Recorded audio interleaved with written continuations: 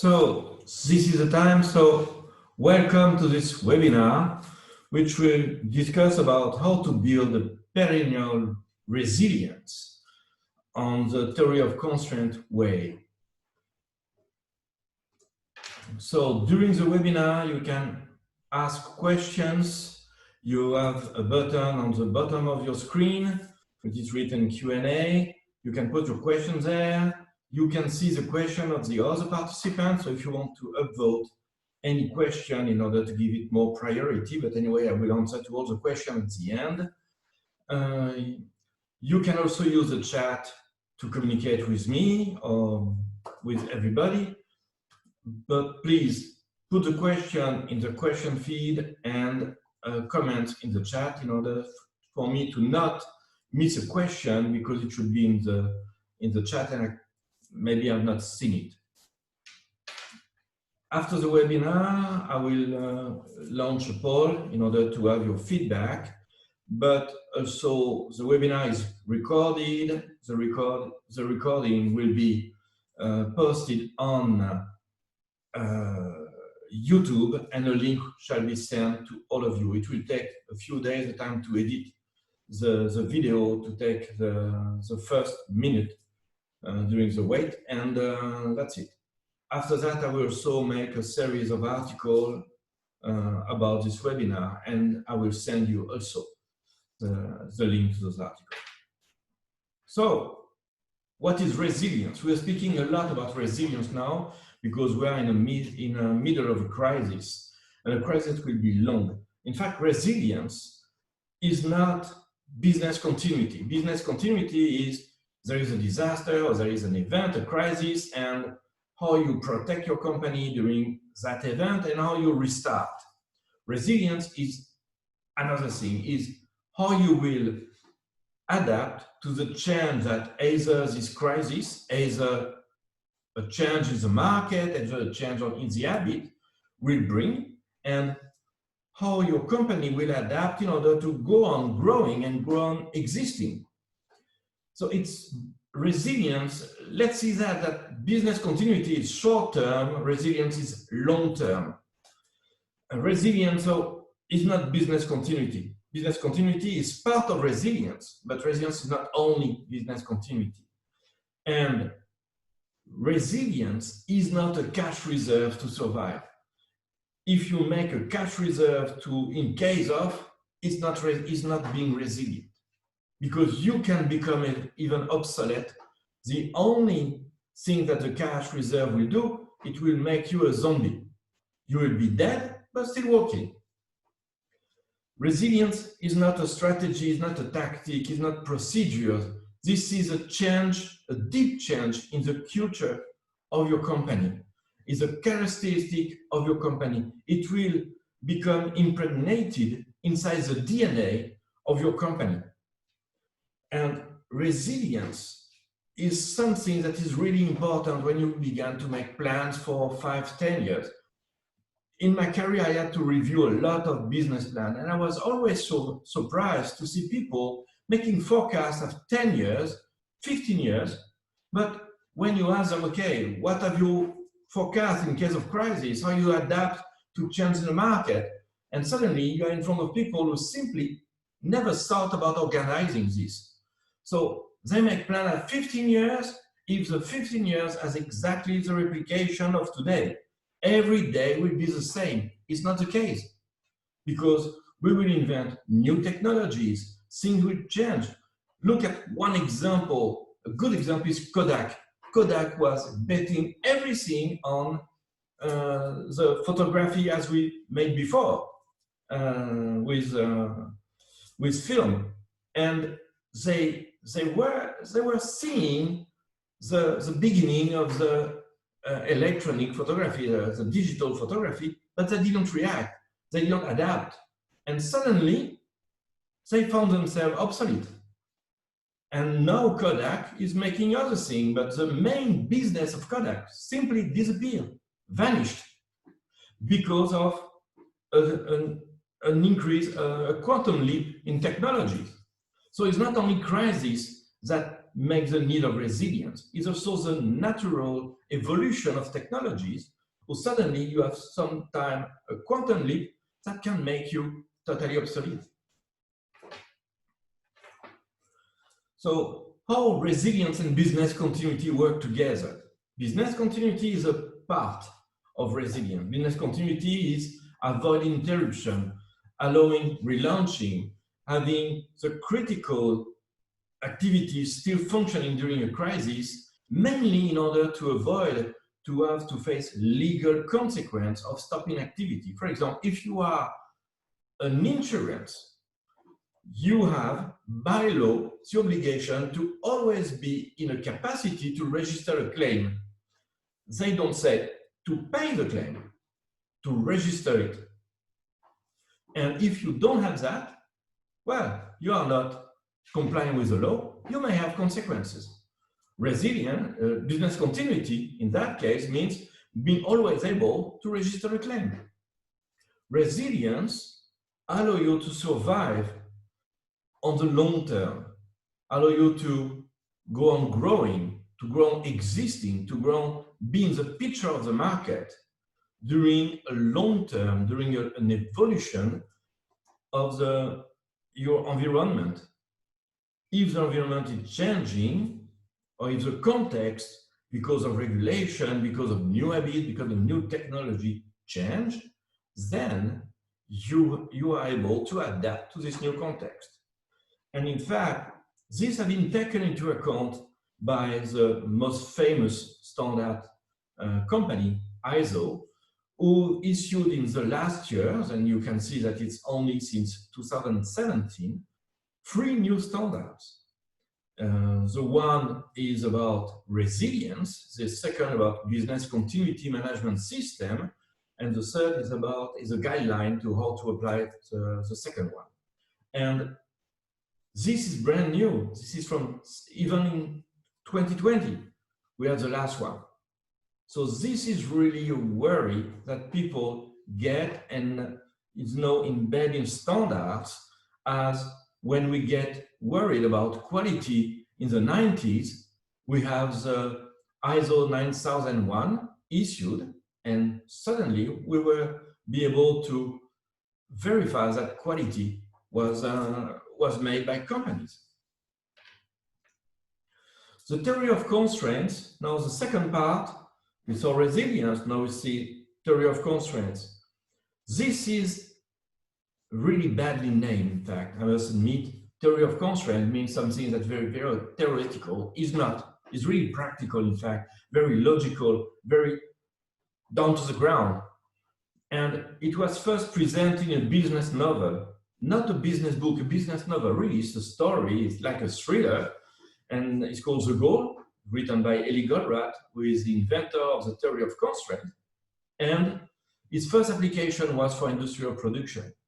But very quickly, and with other books, the application of theory of constraint was extended to services, sales activity, software development, software as a service, project management, distribution, logistics, and even big application in the NHS, National Health Service of UK, who have applied theory of constraints in order to reinvent itself and to improve the service. Another big company which is living by the theory of constraint is Tata. Tata Steel is one of the biggest applications of theory of constraints. And in fact, what those companies, when they have the experience of theory of constraints, says is that they have seen a quick improvement of profit without having to invest money, except time and maybe some consultancy, but no huge investment in equipment in order to allow them to better manage their constraint. And only by better managing their constraint, they gain a lot about profit. Lucent Technology, for example, is claiming to have a 600% improvement in profit inside 1 year, only by applying the theory of constraint to their production line for telephony. Also, another thing, this allows to improve the investment efficiency, because theory of constraint is something that will give you focus on things that will really have an effect on the bottom line. So you will only invest in something that will have a big effect, not small effect, and will not try to sprinkle investment everywhere. And also, they all say that it's a cultural change and everybody is feeling better with less stress and better vision of what will be the future of the company. There even have been a study made by Victoria University of Wellington in New Zealand to prove those kind of results, make a study about 70 companies who have applied with those kind of results. The principle of theory of constraint is first that the goal of a company is only one. Every company for profit have one goal, is to make money today and even more tomorrow. This is not a capitalistic declaration. It's not that.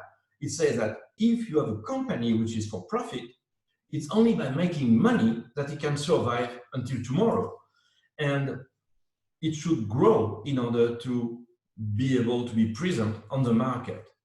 This means also that already with that sentence, theory of constraints is already a link with resilience, because it's already projecting itself into the future, because the goal is not only to make money now, but to be in a position to make even more tomorrow.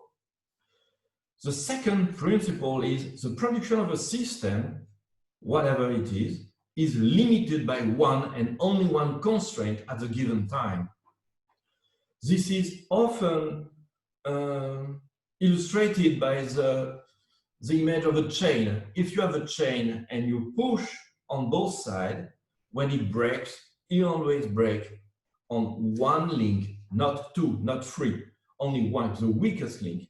So the capacity of your chain is limited by one link, not two. Another principle is every system, as complex as it may seem, is based on inherent simplicity. What we mean by that is you can always get down to a few rules to describe the system, even if it seems very complex. For example, one of the most complex systems in the universe is the universe itself. Lot of stars, interaction, okay.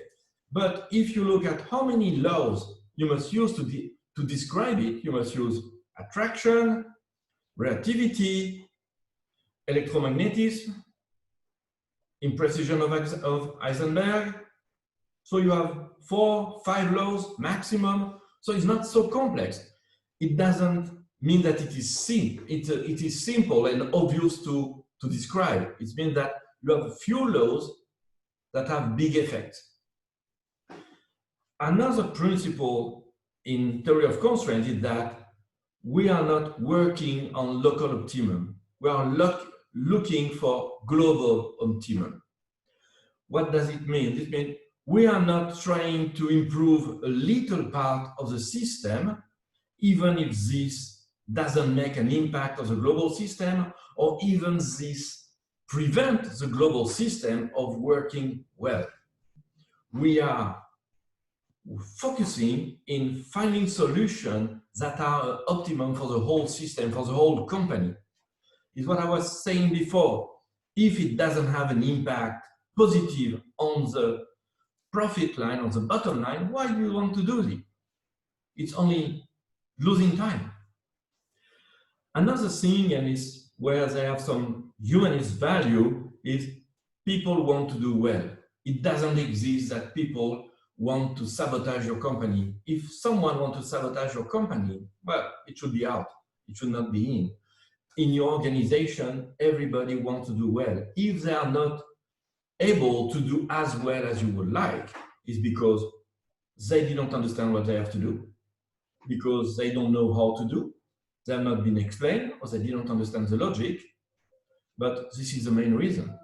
So maybe it should be better to explain them better and to realign them on the objective, and maybe it will work much better. Another thing is people has the natural capacity to think logically.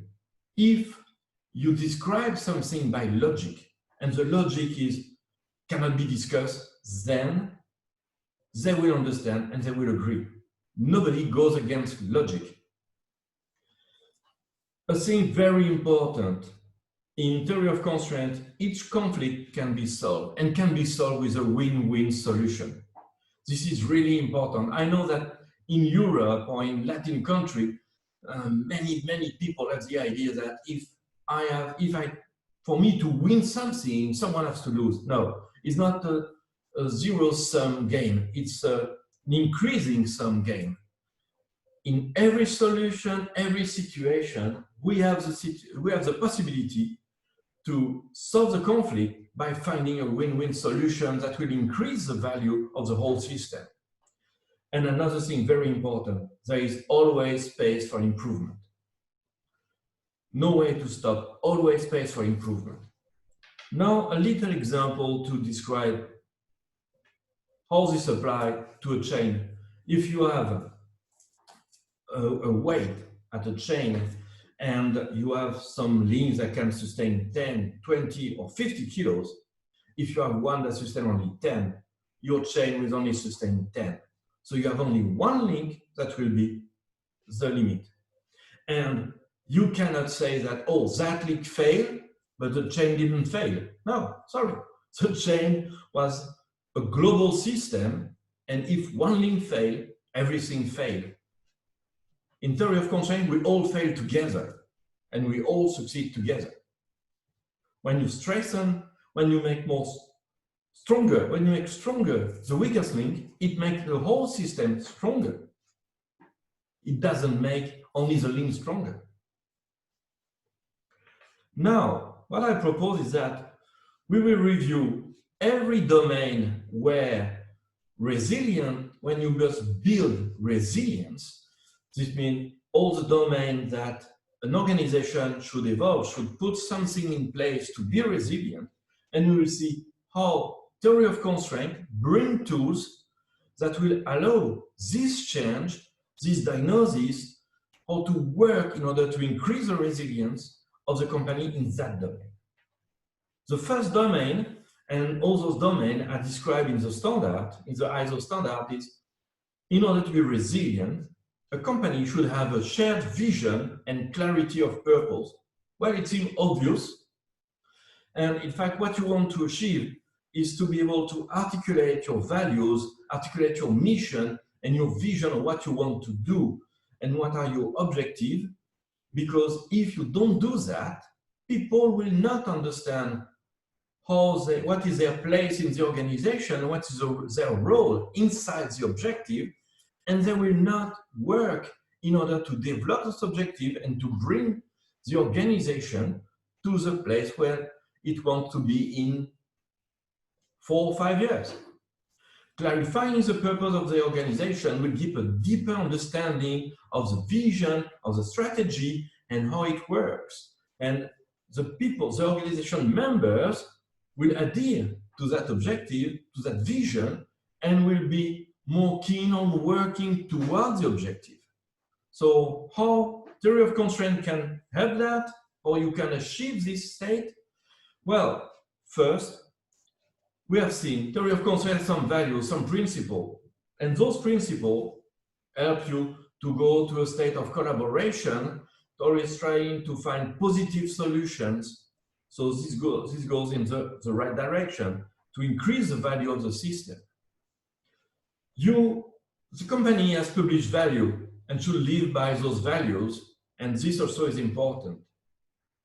But there is a tool in the toolbox of theory of constraint called strategy and tactic trees.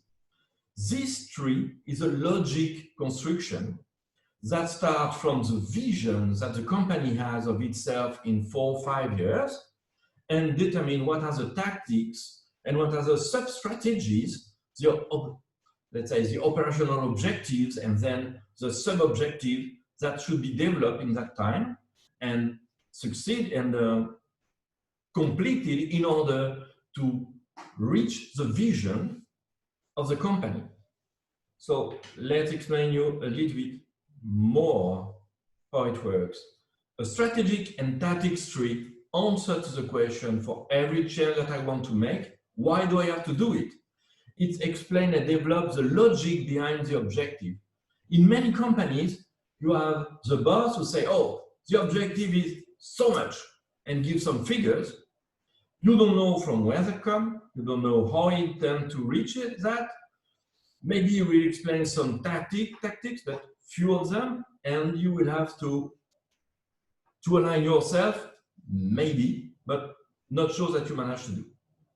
So, the second question that the strategy and tactics tree answer is, what will the change bring to my objective? So it will show how every objective, every sub-objective relate to the vision.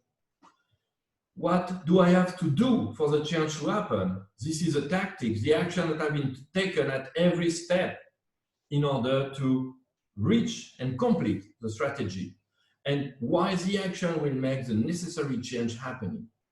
So you have an example here, it's a generic example, but it starts by the viable vision. Viable vision is how we call the vision of the situation of the company at 5 years in the future in theory of constraint. And this is sustained by the mission. Then you have a second row, which is operational objective, and then detail of plan. It can be 2, 3, 4 levels, depending on the complexity of your vision. Every box will contain why the objective is necessary, to clarify exactly what is the content, what you mean by objective, not only one word or 2 words, really a detail of what is your objective, the tactics, the action to reach that objective, and why they are sufficient. When you have all that, you clarify that, you communicate with it, and suddenly the objective becomes clear for all the organization. You can align it. The second domain in which every company, every organization has to work in order to be resilient is obviously to understand and to be able to influence its context. Because understanding the context will allow it to verify where it can appear some inflection point that could simply, suddenly make the market disappear or change the habit of the clients or bring new regulation. For example, if you are a manufacturer of some piece for engines, only for diesel engines, well, today you may not feel comfortable because visibly all the regulations are going against diesel. So you may become obsolete, and you have to react to that. So how you can achieve understanding and influencing context? Theory of constraint has a lot of tools. There are a lot of logic construction where we are calling the logic thinking process. It's made of several trees, logic trees made by bricks, which are cause to effect. This means if we have this cause and this cause, then we have that effect. When you make this together, you bring a logic tree, a logic construction that can be used either for the current reality tree, allow you to discover what are the causes of the present situation, of present undesirable effects that you can see in your context, or you can find conflicts, explain and communicate about conflicts, and try to find a way to evacuate the conflict, to make the conflict solved.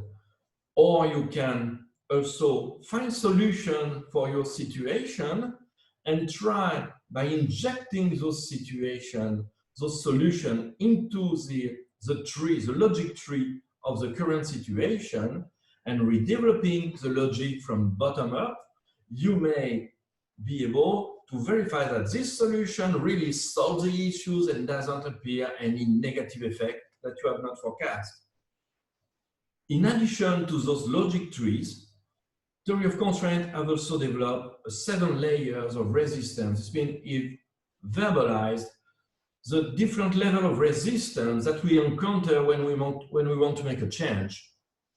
And also, in order to understand and influence context, you must open your organization to the client in order to be able to capture very early any inflection in their habits and their way of doing that could change your context and badly impact your company.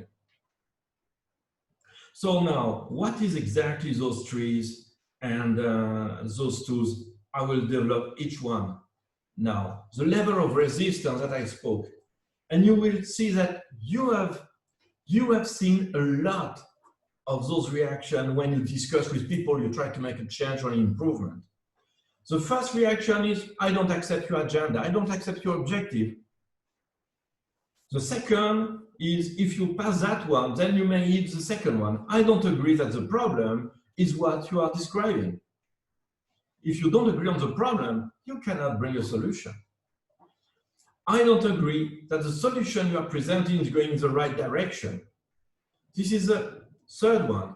Mainly it is backed, by the way, by this kind of thinking that, oh, we work like that for 10 years, why we should change now? Then, I don't accept that the benefit you claim your solution will bring will actually materialize. Oh, your solution, yeah, it seems very theoretical. Does it work? Does it really bring those benefits? Then, I think that there are possible negative side effects to your proposed solution. And this is very easy. Oh, but the solution is worse than what it was before. Maybe, if it is the case and your solution is not good, you have to retest it. I don't think we can overcome the obstacle your proposed plan will encounter the way. Mainly, it's when someone tells you, oh, but you know, the other team, they will resist, so we will not be able, or the boss will never change, so no way, no need to try. You have always met that several times in your offices. The last one, and it's mainly the most difficult to overcome, is, okay, I say you yes, but I will wait for the counter order. Anyway, who are you to tell me how I should work?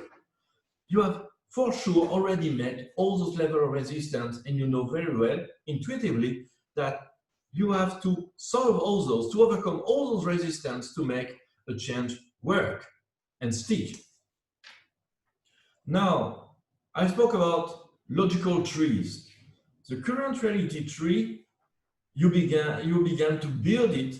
First, you must answer what are the causes of the present situation. You have some undesirable effect. You are trying to find causes, and if possible, root causes or common causes to several effects. First, you list some 5, 6 undesirable effects. Then you try to link one to the other, at least 2 of them. They can maybe be linked logically, and you must add other conditions. And then, small by small, brick by bricks, you create a full tree, logic construction that give you the root cause. You read this bottom up, starting with each brick. For example, in that case, if few national producer of masks and national capacity of production is limited, then national production will not cope with the demand in the case of the pandemic. So if you tell this to someone, the only thing that they can answer is, oh yeah, of course, it's obvious. So okay, good, let's go to the following step. Then if we have this, and you go on, at the end, if your tree is well done, they will pass through all the tree of your logic, and either they have made objection and you know that your tree, maybe you must change, it's lacking some piece of logic, but at the end, if you agree with the other guy of everything, so you agree on the issue, and suddenly you agree on the problem, then the level of resistance disappears. There is no more resistance. You agree on the same problem, and you agree that the causes are the same. So you can now work together to a solution. And to work to a solution, you go to the second tree. This is starting by answering to what should happen if we do this, and this. So what does it mean? In that tree, it starts with the current reality tree that we made before. Then in purple, you have some injection, some solution. For example, in order to react to the high cost of masks, the government can say masks have an imposed price of maximum so much. So suddenly you solve the undesirable effect that the people cannot afford to purchase masks because you have an injection that changes the logic. So you make the injection when it should be in your tree, and then you develop the logic bottom up to see if it solves all the undesirable effects. Maybe it will remain some undesirable effect. Like here, we have one that remains, but it doesn't impact anymore to the top effect that you want to solve. This allows you to test your solution before to really implement it. It's like in software, you have an issue that you want to develop, that you want to solve. You have some functionalities, you inject the functionalities in the tree that describes the problem, and you see that if your functionalities by logic will solve everything. There is only one thing that cannot be treated in that tree, is a bad implementation of one of the solutions. If you don't implement well the solution, well, you cannot forecast that you will badly implement. So it doesn't enter in the logic tree. This tree allows you to also to detect if your solution will not have a negative effect at one point in time. The last construction that we spoke about is the evaporating cloud, a strange name for a very simple scheme. You have a scheme like that, so you have an objective, global objective, then an intermediary statement, and then you have a conclusion. And visibly, on the two statements, the conclusion conflict one with the other. In one, you have to give mass to population. In the other one, you don't have to give mass to population. This means that you have a conflict. And theory of constraints says every conflict can be solved, and with a win-win situation. So now you have to examine every relationship in that scheme in order to see that one of them is not real. One of them has something, an hypothesis, an assumption that is not right. So you can break that relationship, and with that, you can make an injection and solve a conflict. For example, in that conflict, the French government decided to tell to the population that mass was not efficient. So they broke the line between protect population and give mass to population. They broke that arrow, so they solved the conflict. Well, in fact, they solved the conflict with someone that was not totally right, so maybe it will backfire on them. But this is the way, and it is an instrument, again, an instrument of communication, like the current reality tree, like the future reality tree, the evaporating cloud allow you to communicate on the conflict, communicate on your solution in order to convince the other that you are in the right direction and they should support the change you are proposing. Another domain where organization should work is effective and empowered leadership. This means what? This means every leader, you should raise leaders in the organization in order to have the whole organization moving, not on the top to pull the organization or the bottom to push. So everywhere in the organization should be a rise of leaders who will bring the organization towards the objective. And this means also clear role and responsibilities. Well, first, we come back to the strategy and tactics tree, as it gives clarity on the logic of your strategy and your tactics.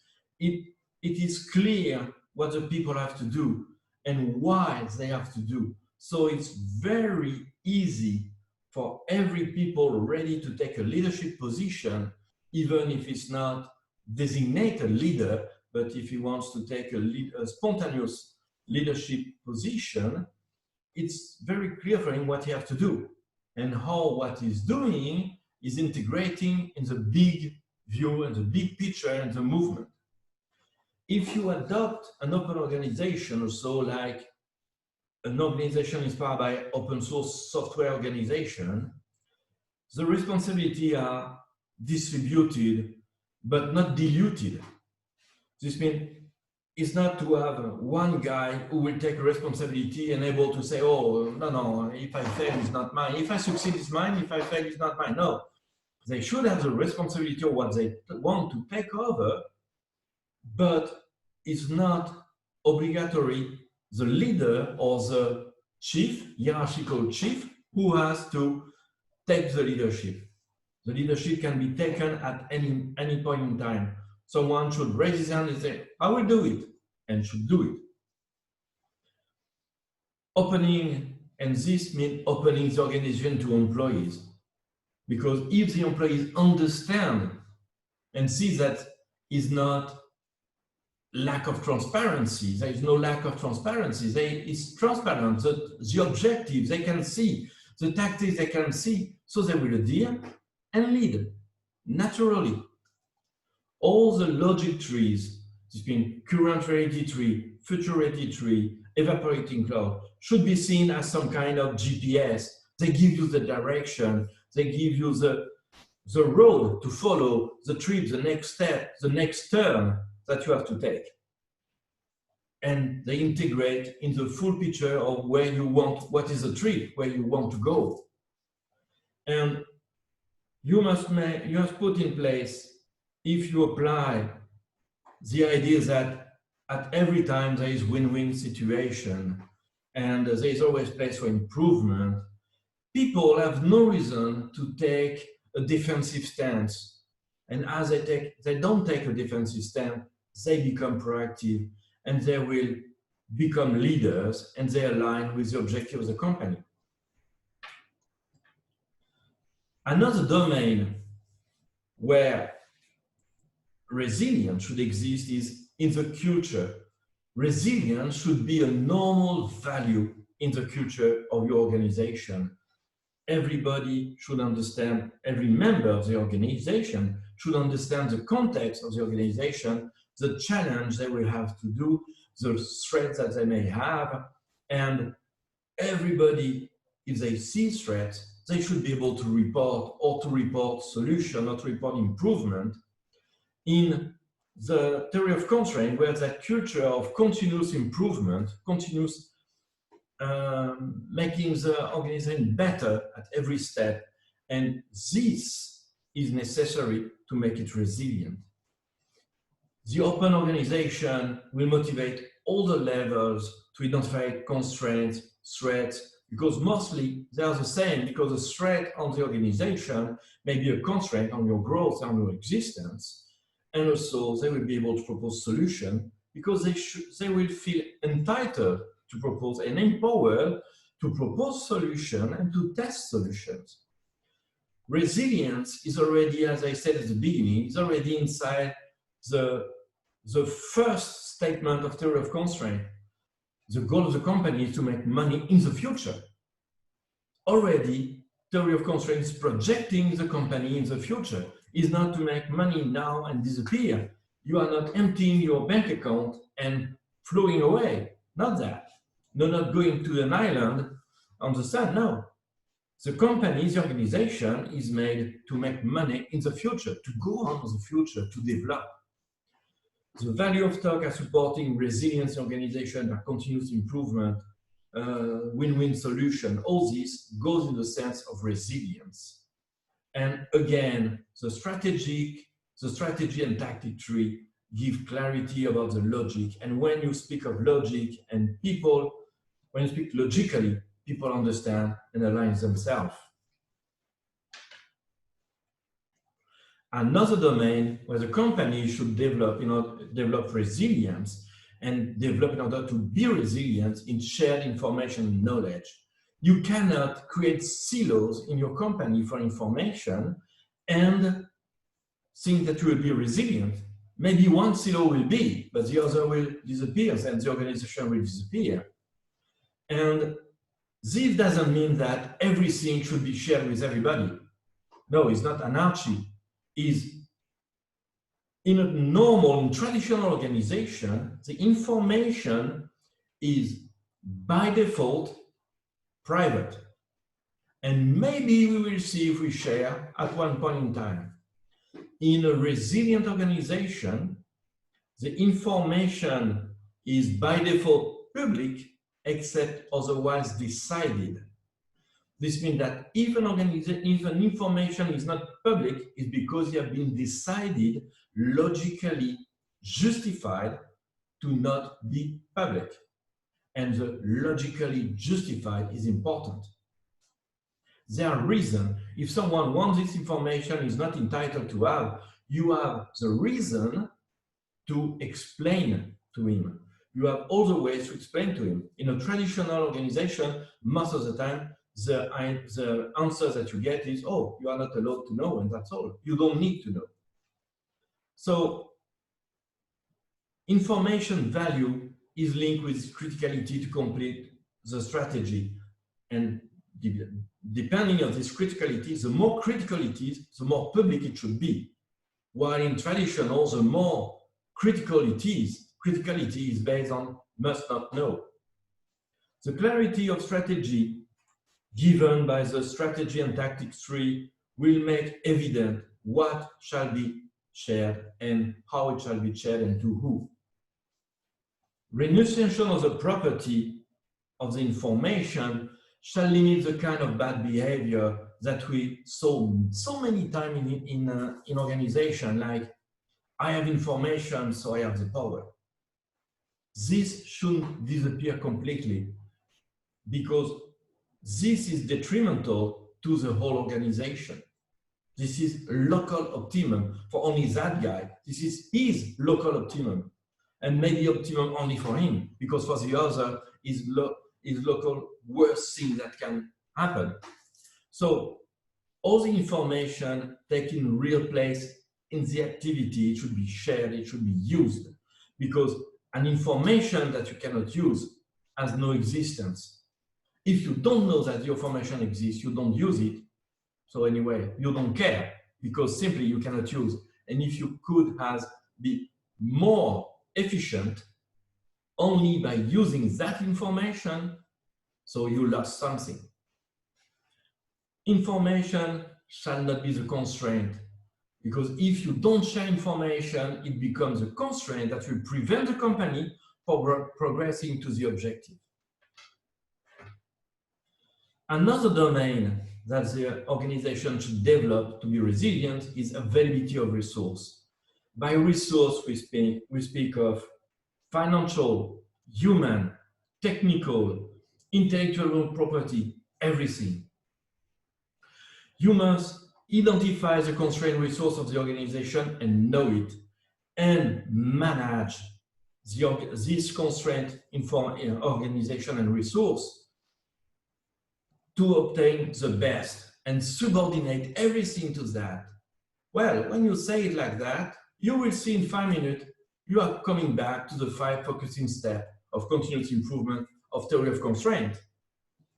So we have that tool, very important, very basic, very ground level, and very is the most important tool of the theory of constraint. It says that, in fact, every system is limited by 1 constraint, not 2, not 3, 1. At a given time, only 1.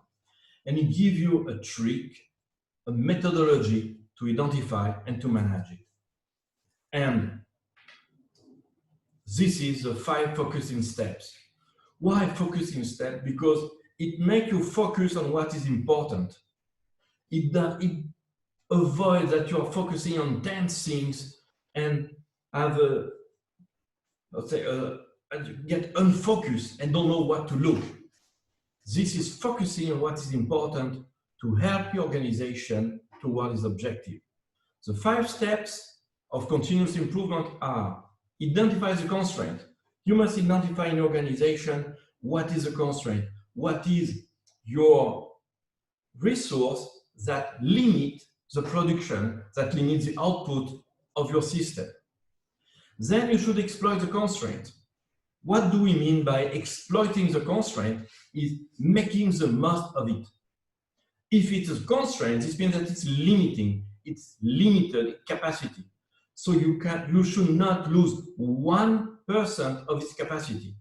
If you lose 1% of the capacity of the constraint, is the full capacity of the system which is lost. If you gain 1% or some percent of something which is not a constraint, it simply has no impact. So you should exploit the constraint, decide how you should exploit the constraint, because the constraint is what drives your system, nothing else. Then you should subordinate everything to the decision that you have taken in point 2. This means if you have decided that the constraint works in a certain way, every other resource must make sure that they work in such a way to allow you to exploit the constraint as you decided. It may seem a little bit complicated, but for example, if all your project goes through one guy, which is quality control, for example, or who makes his signature, the guy can make only 10 signatures per day. Well, what is the use to have 20 projects in front of him? They will only be piling. You should have 10, maybe plus 1 or 2, in order to be sure that you always have something to sign, but it should not have 20 or 30 or 40, because simply they will pile there, and maybe you will lose a lot of time. You will make people very unhappy because they're expecting to have the signature, and you wait and you wait.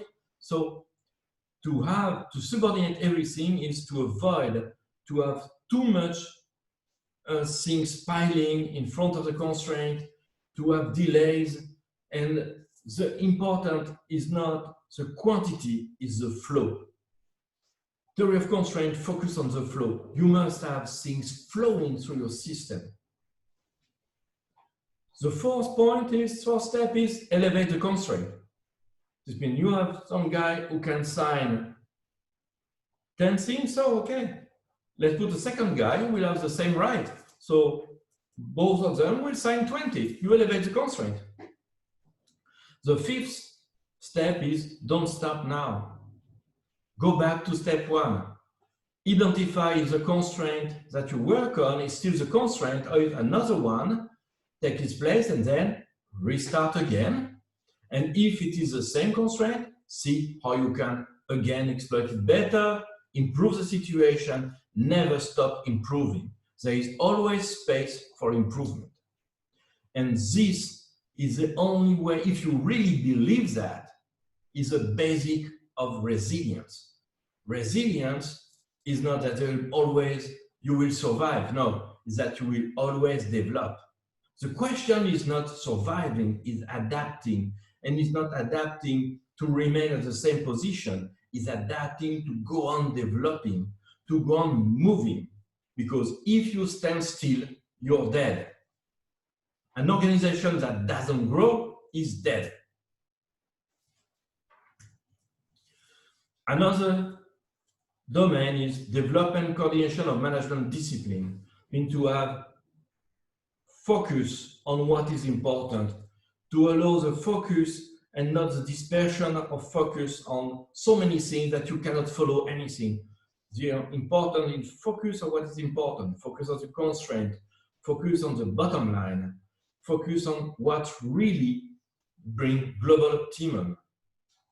Avoid internal politics, avoid silos. Focus on your system, global picture, not on the details that really doesn't bring you anything. You can use for that one of the tools of the TOC, which is maybe the most contested one.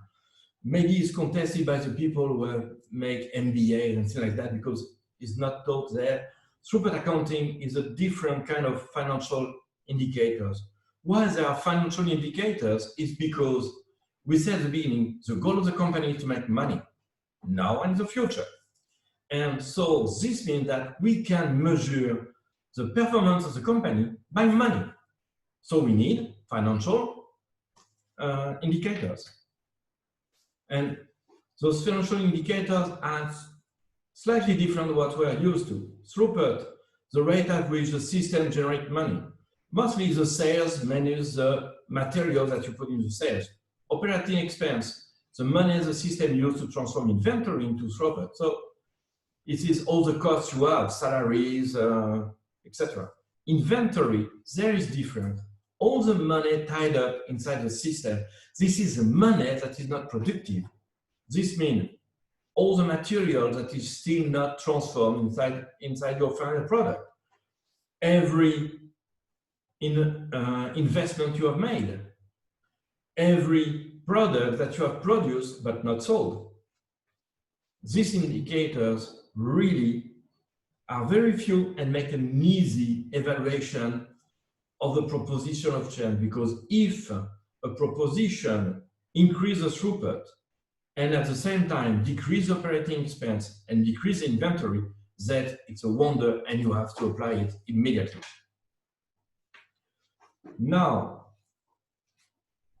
another domain that is detailed by the ISO standard, but we already spoke about it, is continuous improvement. You must really have the continuous improvement idea in your head all the time. This is really important, and we have already seen what are the tools that you can use, including the current reality tree to identify points of pain and improvement opportunity. Another thing is ability to anticipate and manage change. This is really important. You should anticipate the change, and in that, strategy and tactic tree, all the logic tree will help you. And one more tool that you will find maybe obvious, gives a discipline in planning the change and make it happen. These are the 4 steps for change. Why to change? And why to change, in fact, the strategic and tactic tree give you the answer. What to change? The current reality tree give you the answer. What to change to? The future reality tree give you the answer. How to make the change happen is how you will implement it and how you plan it. And there is also another tree, which is a prerequisite tree that can answer to that question.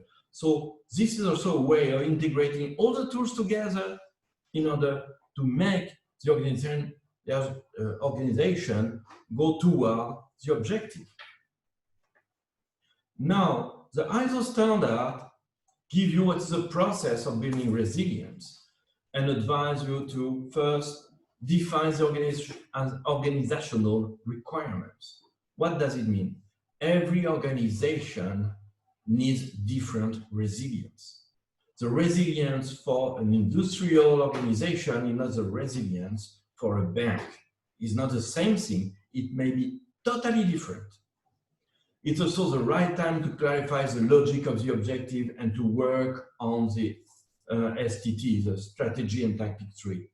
Determining gaps, you read your strategy, you see where you are, you prepare your gap analysis. Then to have a set of indicators to measure the progress, make progress review, and test the organizational resilience by simulation games, for example, etc. This is very classical. But now, resilience, this is a trick. This is a trick for where you are until a situation when you can look at a bright future and say, look, I'm confident that I can manage to do it, that I will reach the objective. And to say you that the objective, that this trip will be easy, not true. It will not be easy. It will require effort. It will not require a lot of investment. It will require a lot of efforts. The tools are based on logic and common sense. So the tools of theory of constraints will be very well accepted by people. It's true that when you face for the first time a current reality tree, you say, oh, it's complicated. But when you go through it, every step you validate, and then you see that small by small, the logic is built and you agree on the problem.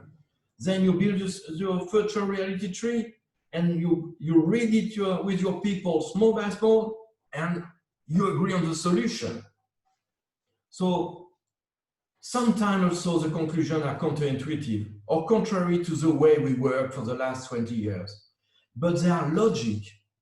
And if they are logic, this means they may be counterintuitive, but they work.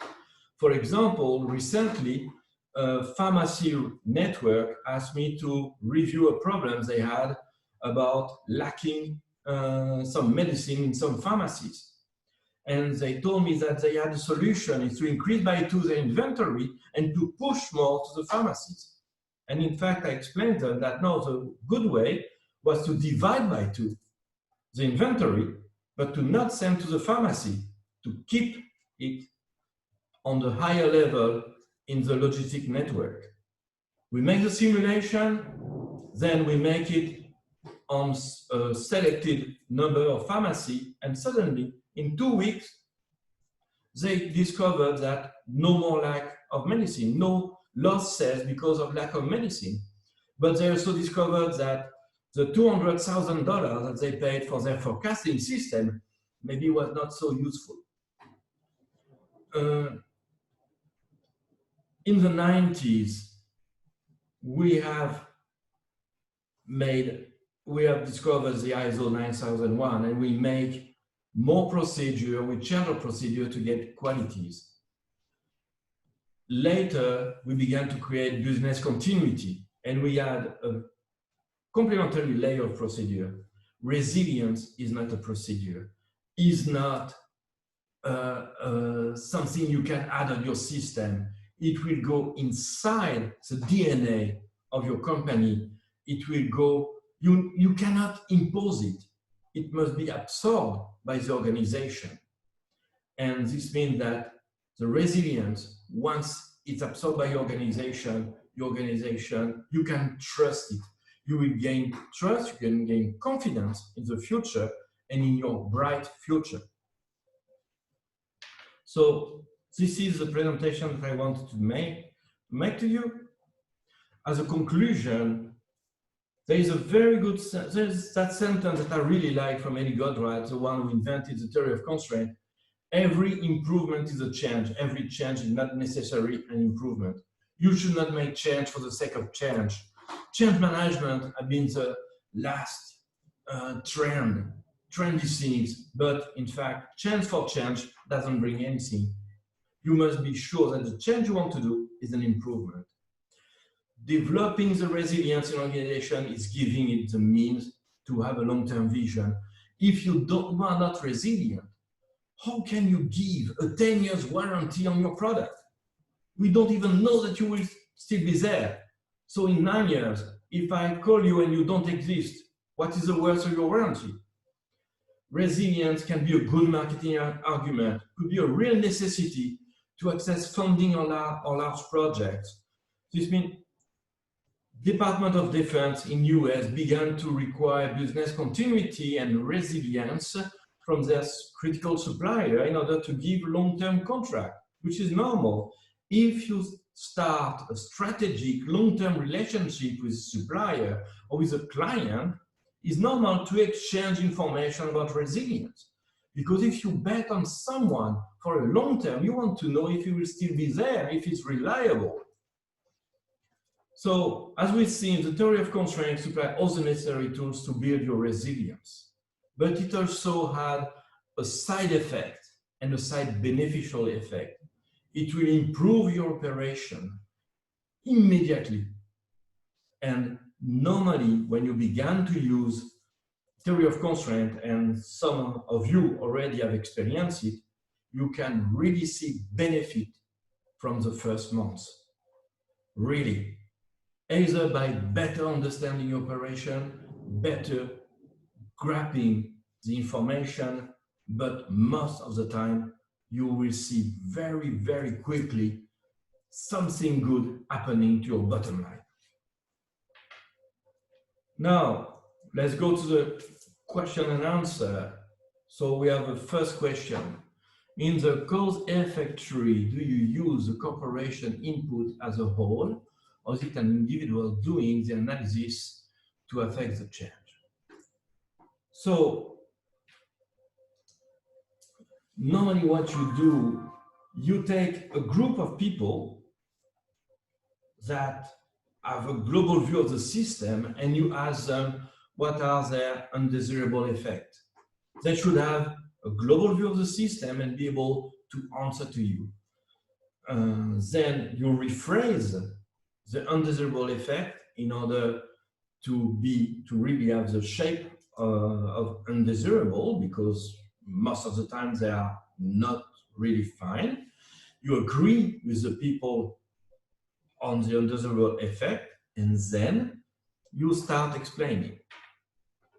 I launched a poll, if you allow me, in the meantime, to have your feedback on the webinar. So it is really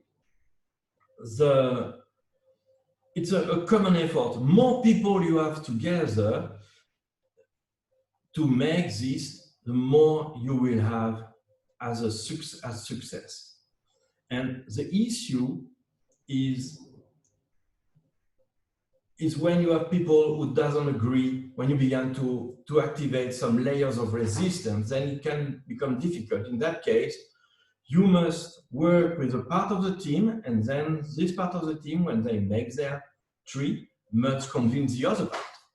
But at the end, with the trees, everybody must have the same view about the issue and how they will solve it. I hope that I answered to the question. Is there any other question?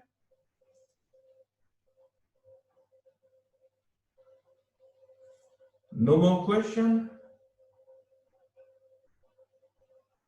No?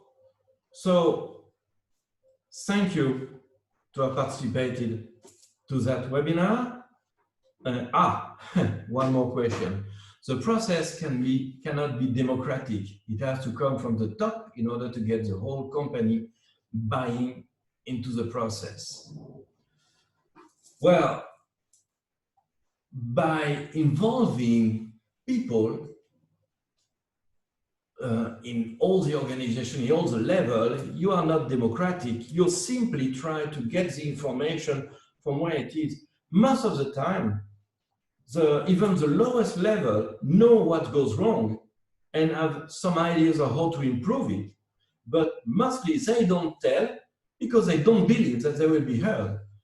So this is a good opportunity to raise your distributed leadership by listening to all the level of organization and helping these leaders to raise their voice and to voice their concern and to voice also their solutions. So I don't fully agree that it should come from the top. The order, the launching should come from the top, because if the top doesn't agree that it is a process to be launched, it will not work. So it is not an imposition. The key is driving the company forward in order to improve the bottom line. In a sense, use the distributed leadership to help the quality of all the process, don't you think? Yeah, in fact, the strategy and tactics tree, which is one of the most important, is initiated by the top, because who has the vision of what the company will be in 5 years is mostly the top management. And then when you go down the level of objective and tactics, you go to things that every layer in the organization has to do. And this allows to have a perfect vision and to share the vision with everybody inside the organization. But it's true that who is giving the direction, who is giving the destination is the top. Who is giving the way, the trip, and the different place from where you will go through, and the speed to which you go, will be hold the whole organization together. Because if you cannot get, you will have more strength and it will be more difficult to stop the organization if it moves as one body than if you have everybody working differently and bringing the things separately. I hope that I answered also that question. Any other question?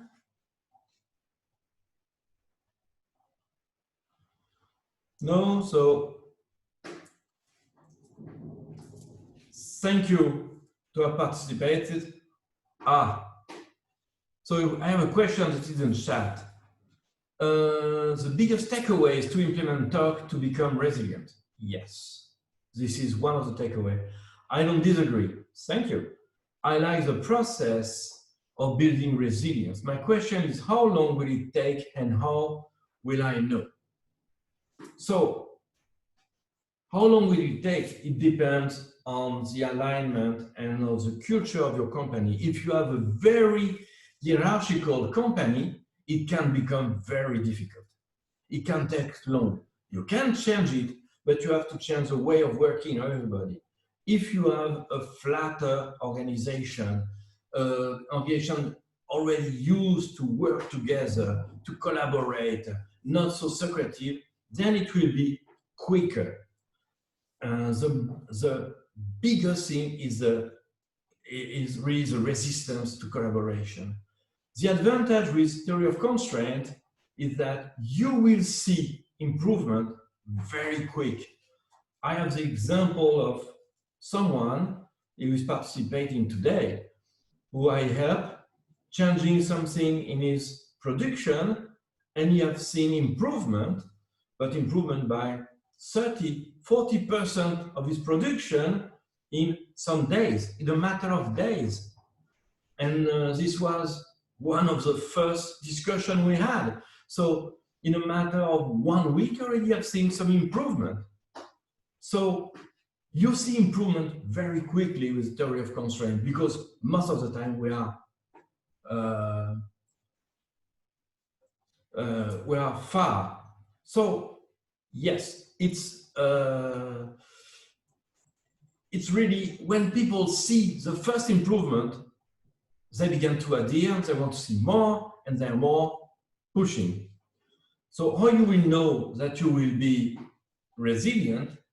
When you will do some simulation. You will try to do simulation of crisis, of change, and you will put simulation of what if, I don't know what, we have a disruptive technology appearing on the market, what if we have a crisis, what if, and by doing simulation, you will manage to test your level of resilience. You will never be 100% resilient, but you will identify your weakness, which can be considered as constraint.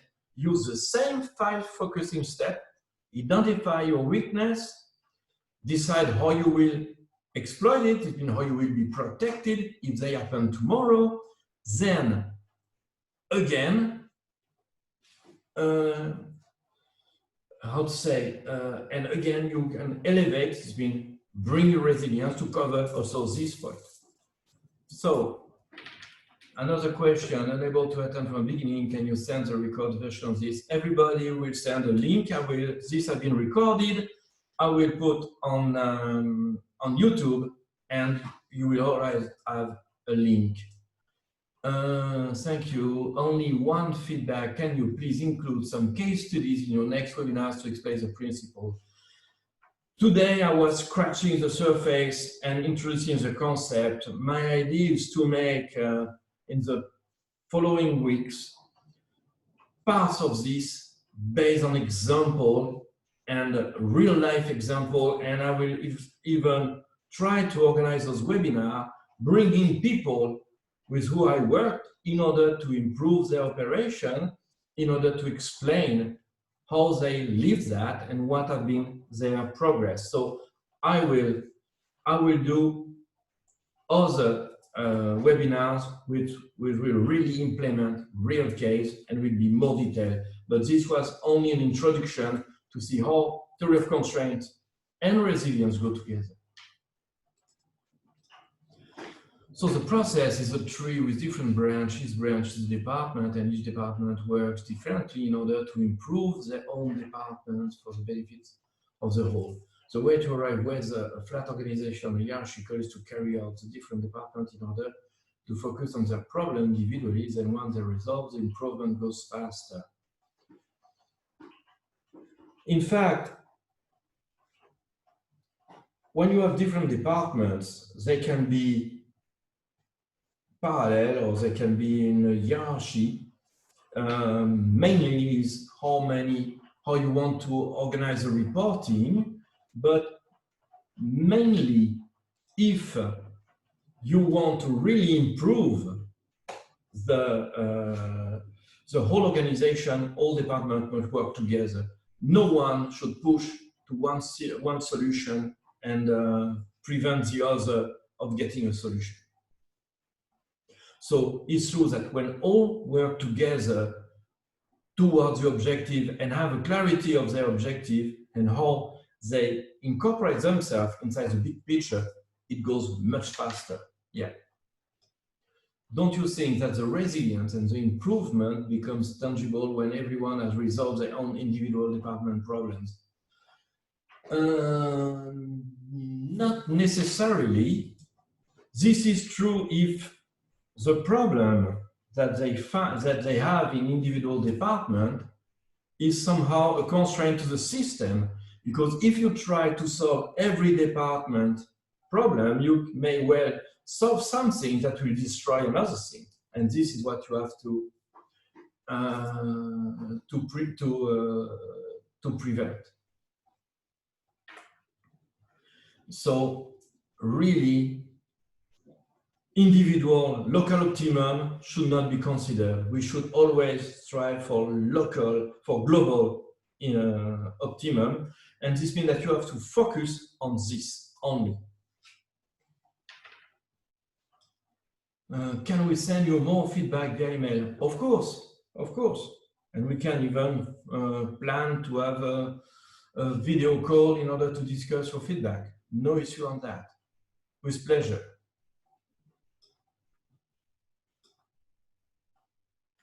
Any more questions? No. So thank you very much to come to that webinar. I really hope to see you in the next ones. There will be also, I hope that it was really interesting and that you bring something with you. And I hope to see you. And if you want to know more or to begin to implement theory of constraint, don't hesitate to contact me, and I will help you. No issue. Thank you very much, and have a nice day. Bye.